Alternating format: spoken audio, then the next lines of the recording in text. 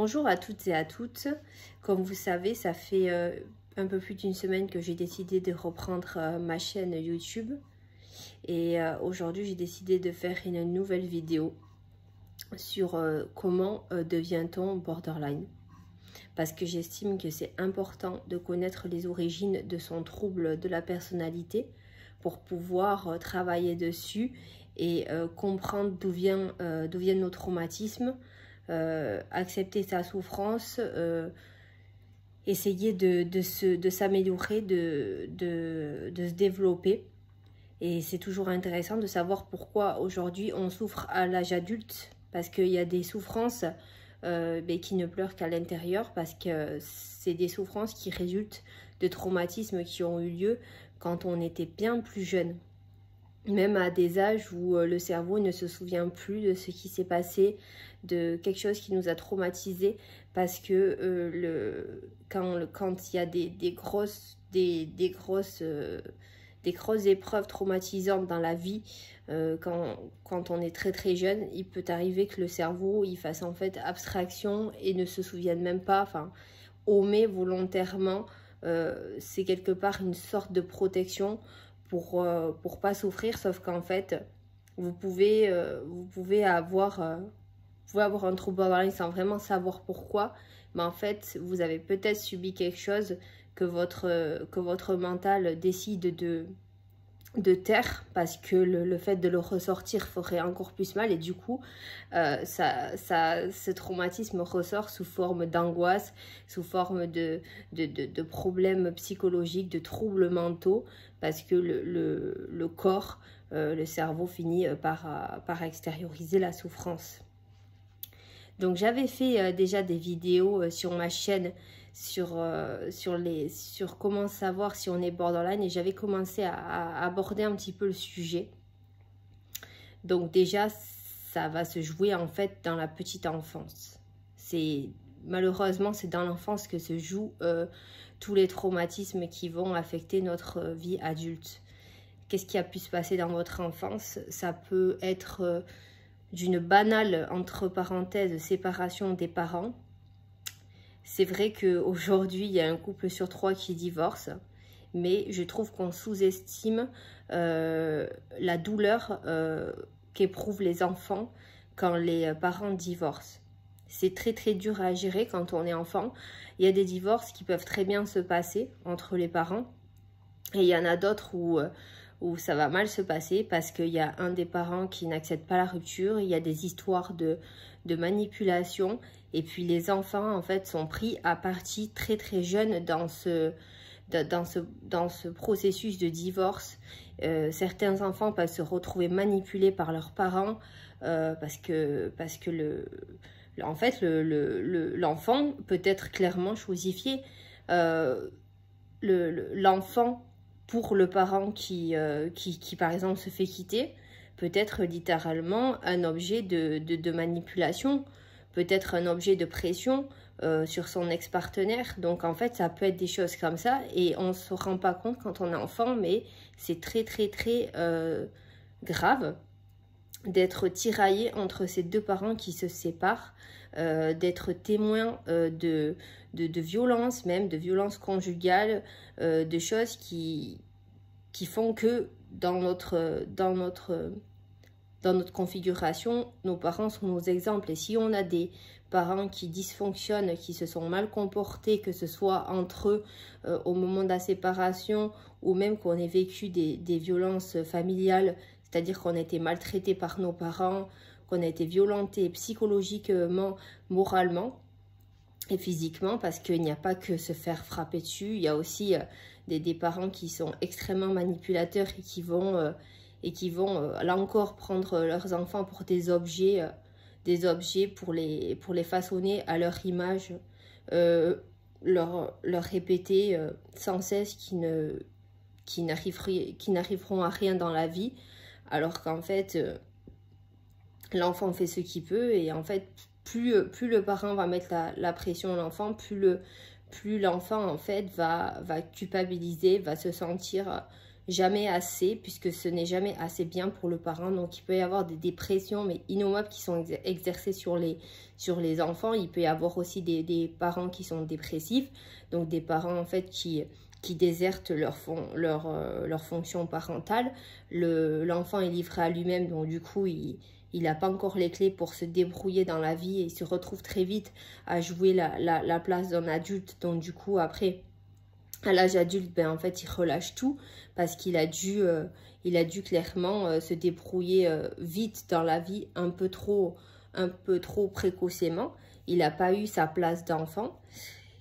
Il peut aussi y avoir là je vais quitter la sphère familiale, mais il peut y avoir au niveau scolaire des problématiques d'harcèlement qui vont amener aux troubles borderline, c'est-à-dire des enfants qui ont été mis de côté, qui ont été rejetés par leurs différences. Des fois, vous savez, le harcèlement, ça part de rien du tout. C'est tellement gratuit entre les enfants, c'est tellement méchant. Et puis les enfants, justement, ne se rendent pas compte de la violence de ce qu'ils font. Parce que c'est pas quand on est enfant qu'on voit les dégâts. Bien qu'il y a des enfants encore aujourd'hui qui se suicident à cause de ces problématiques d'harcèlement. Mais c'est surtout dans la vie adulte qu'on voit les répercussions du harcèlement scolaire. Et c'est juste effrayant.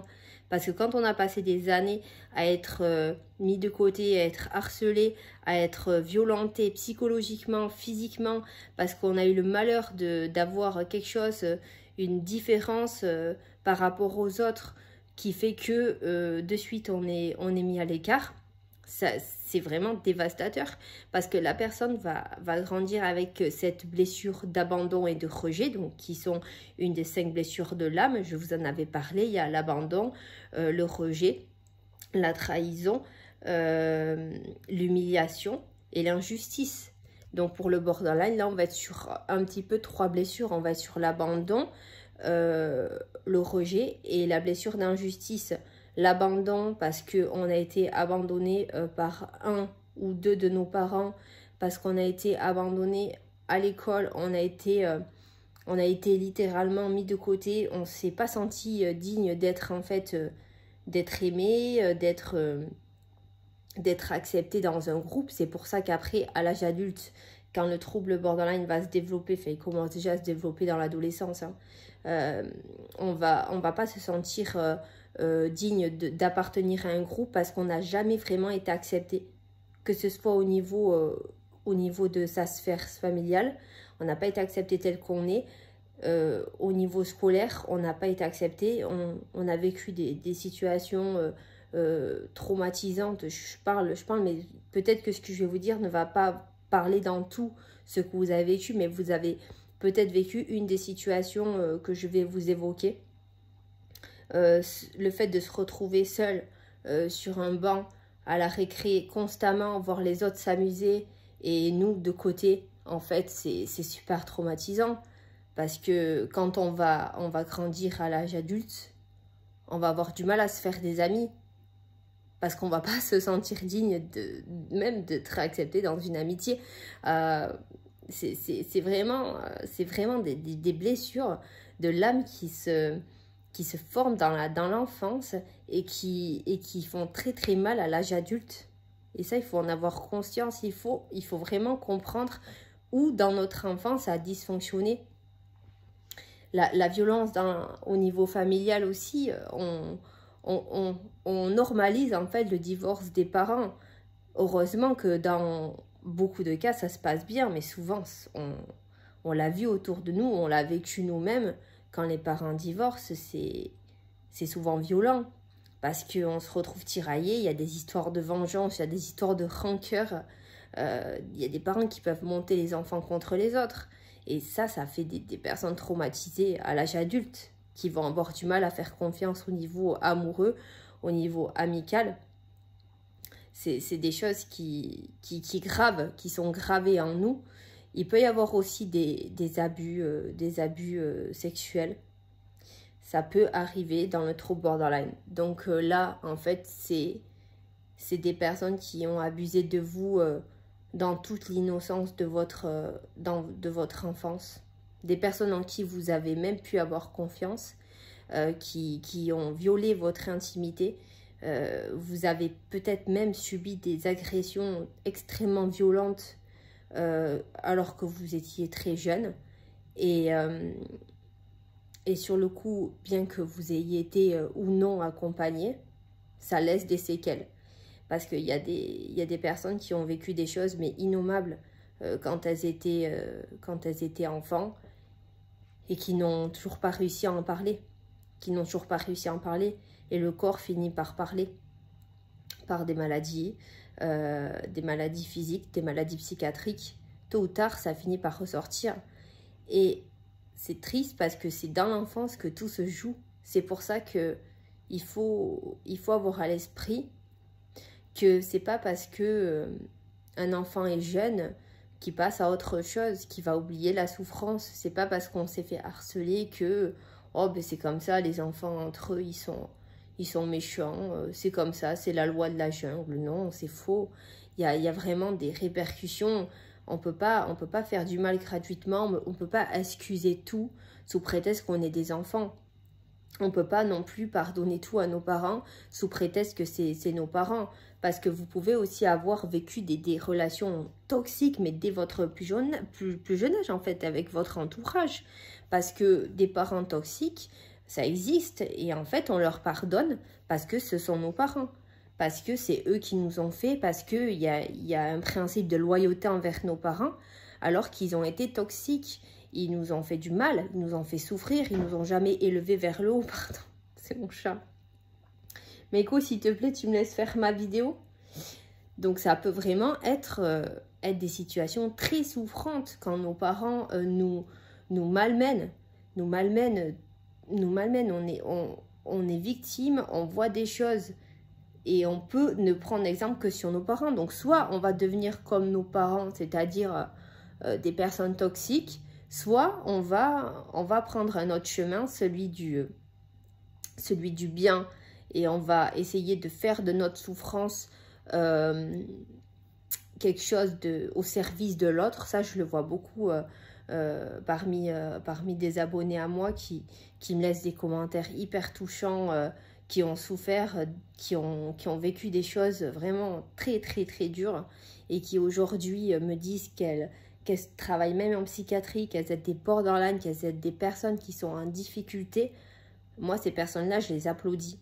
Je les applaudis parce que c'est des personnes qui font preuve d'une résilience à toute épreuve, qui se sont servies de leur souffrance, non pas pour faire le mal, parce que souvent les gens qui font du mal à l'âge adulte, ce sont des personnes qui ont souffert en fait quand elles étaient plus jeunes. Même nos parents qu'on peut critiquer, nos parents, ils ont fait ce qu'ils ont pu. Il faut pardonner à nos parents dans le sens, ils ont fait ce qu'ils ont pu. Mais par contre, ce n'est pas parce qu'on pardonne qu'on accepte ces comportements-là. J'entends même des histoires, encore même à aujourd'hui, à l'âge adulte, de personnes qui sont encore bloquées dans des relations toxiques avec des parents complètement défaillants, qui continuent à faire mal, et on ne dit rien parce que ce sont nos parents. Non, les liens du sang n'excusent pas tout, on peut aussi se protéger, et c'est important de connaître, de savoir, de garder à l'esprit que ce qui se passe dans notre enfance va conditionner notre vie future, notre vie à l'âge adulte. C'est vraiment ce qui va faire toute la différence. Même si on est jeune, même si on ne se rend pas compte sur le coup que c'est grave, ça peut vraiment créer des gros problèmes à l'âge adulte. Quand je vous parle au niveau scolaire, je vous ai parlé au niveau de l'entourage, de la famille. J'ai parlé de niveau scolaire. Vous savez aujourd'hui qu'il y a des grosses problématiques d'harcèlement scolaire, mais sauf que il y a encore quelques années, on n'en parlait pas, ça n'intéressait personne. Maintenant, encore heureux, il y a encore des choses qui sont en train de se faire pour faire évoluer les choses. Il y a les problèmes d'abus. Il y a aussi un côté scientifique qui explique qu'il y a une prédisposition génétique au niveau cérébral à être borderline. Donc voilà, ça serait une capacité à être à moins contrôler ses émotions, son stress. Ce sont des personnes qui sont prédisposées à être beaucoup plus stressées. Donc ça aussi, il faut le garder à l'esprit parce que bon, tout n'explique pas tout. Des fois, c'est vrai qu'on souffre, on ne sait pas forcément pourquoi. Mais aussi, je voulais aussi vous parler de quelque chose. Si vous ne savez pas d'où vient votre souffrance, si vous n'avez pas identifié, par exemple, le déclencheur de votre trouble de la personnalité, vous pouvez aussi voir pour faire des techniques, par exemple, de MDR, des choses qui peuvent vous aider en fait à comprendre d'où vient votre souffrance. Ça peut être judicieux à en parler avant tout avec un médecin psychiatre ou un psychologue pour savoir si, dans votre cas, c'est utile de savoir ce qui vous fait souffrir. Parce que des fois, si le cerveau ne vous l'a pas rappelé, il y a une espèce d'amnésie traumatique. À titre personnel, je pense que c'est pas forcément une bonne idée d'aller chercher cette information. Si elle a été cachée, je pense que c'est pour une bonne raison, c'est pas pour aller gratter ce qui nous fait souffrir à l'âge adulte et peut-être même créer encore un traumatisme encore plus violent parce qu'on va découvrir. Je connais des personnes qui l'ont fait et qui ont été encore plus traumatisées, et je connais aussi des personnes qui l'ont fait et ça leur a permis de mettre des mots sur leur souffrance et de tourner la page sur cet événement traumatisant qu'elle ne connaissait pas. Ça a été une expérience positive, ça peut être positif comme négatif. Donc vraiment, je vous dis ça avec des pincettes maintenant que j'y pense, parce qu'il faut vraiment en parler avec un psy pour savoir si c'est judicieux. Mais vous pouvez aussi faire de l'EMDR pour des traumatismes que vous connaissez déjà, pour essayer de voir ce qui résonne en vous, ça peut vous permettre en fait d'avoir une fenêtre de tir beaucoup plus importante pour la gestion de votre souffrance, parce que ça peut vous apporter des réponses. Mais là encore, je ne vais pas développer sur ce sujet, je vous parle juste de ces techniques-là. Là, je me suis un petit peu égarée, parce que sachez que mes vidéos, je ne les prépare pas, ça reste quand même spontané. Je prépare rien, je parle vraiment comme ça, des fois pendant 20 minutes. Donc c'est vrai que des fois je pars un petit peu dans tous les sens. Mais voilà, au niveau des traumatismes, c'était pour vous rappeler l'importance de ce qu'on vit quand on est enfant et qui va conditionner nos blessures du futur. Alors, les blessures de l'âme sont guérissables. Il faut avoir la volonté, le courage de travailler dessus, même si c'est plus facile à dire qu'à faire. Pour le borderline, il y a la blessure de rejet, il y a la blessure d'abandon, il y a la blessure d'injustice. L'injustice dans le sens, j'ai pas été acceptée comme je suis. Je ne mérite pas de faire partie de cette vie, parce qu'il y a des borderline qui, à cause de leur traumatisme d'enfance, ne se sentent pas incarnés dans cette vie, se demandent qu'est-ce qu'ils font dans cette vie, quel est le but, quel est l'objectif. Ils n'arrivent pas à trouver sa place, ils n'arrivent pas à construire de choses stables dans leur vie, que ce soit au niveau relationnel, au niveau familial, au niveau professionnel, parce qu'ils n'ont jamais eu ces bases-là de stabilité. Ils n'ont jamais été acceptés par leur entourage tels qu'ils étaient. Ils ont vécu des choses horribles. Ils n'ont pas été acceptés au niveau scolaire, à l'école. Pas tous, mais certains ont pu vivre des situations de harcèlement. Du coup, ils ont du mal à se faire des amis, ils ont du mal à créer du lien, parce qu'ils ne font pas confiance en l'autre, ils n'ont pas confiance en eux. Ils n'ont jamais été vraiment valorisés, ils n'ont jamais été vraiment reconnus comme être humain digne d'être aimé. Donc c'est compliqué. Comment vous voulez construire quelque chose de sain quand toute votre vie on vous a mis de côté, on vous a harcelé, on vous a violenté, on vous a fait subir des choses horribles? Comment voulez-vous en fait réussir à faire confiance en la vie, en soi, aux autres? Il n'y a aucune confiance en soi quand on est borderline. On n'a pas confiance en nous, on n'a pas confiance en notre potentiel de construire, d'être créatif, d'aimer, d'être aimé en retour, alors qu'on est vraiment des personnes mais hyper aimables, hyper sincères, hyper loyales. Il n'y a pas plus loyal qu'un borderline. je vous le dis, ce sont des personnes très entières, très sensibles, sur qui on peut s'appuyer parce qu'ils ont vécu tellement de choses, ils sont tellement réceptifs aux souffrances des autres parce que c'est des êtres hypersensibles. Et j'en avais parlé dans une vidéo, c'est quelque chose à exploiter. Mais comment voulez-vous devenir, j'allais dire devenir une bonne personne? Les borderlines sont des bonnes personnes, ce sont juste des personnes brisées qui ont besoin de se développer et de prendre conscience que ce sont des personnes tout à fait aimables, qui n'ont pas mérité ce qui leur est arrivé. Il n'est jamais trop tard pour prendre conscience de ça, qu'on n'est pas responsable de ce qu'on a vécu quand on est enfant, parce que quand on est enfant, on n'avait pas les armes pour se défendre. On pouvait pas on était que des enfants, on était dans toute notre innocence, on ne pouvait pas se défendre comme maintenant on pourrait se défendre à l'âge adulte. Encore, il y a des borderlines qui restent figés parce que, en fait, il y a plusieurs réactions face à la peur. Soit on attaque et on devient quelqu'un de méchant, soit on fuit parce qu'on a peur, ou soit on reste figé, on est sidéré parce que c'est une émotion qui nous fait tellement peur, la peur, que on reste statique, on ne bouge pas et on stagne dans notre vie. Et c'est ce qui se passe pour des borderlines qui ont du mal à s'insérer dans la société parce qu'ils revivent sans cesse leur traumatisme. Donc voilà, j'espère que ce que je vous ai dit vous a parlé. Là, je regarde, ça fait 21 minutes. Je ne veux pas faire non plus trop long les vidéos. Je veux que ça reste quand même assez parlant pour vous. Et voilà. Et que ce ne soit pas non plus trop d'informations d'un coup. Même si ça reste spontané. Donc voilà, je vous souhaite une bonne journée. Et je vous dis à bientôt pour une nouvelle vidéo. N'hésitez pas à me laisser vos commentaires. J'essaie de répondre dès que je peux.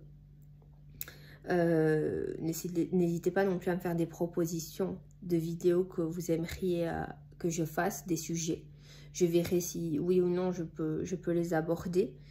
Faites-moi des propositions, dites-moi ce que vous en pensez. Et puis voilà, je vous fais des bisous et je vous dis à très bientôt.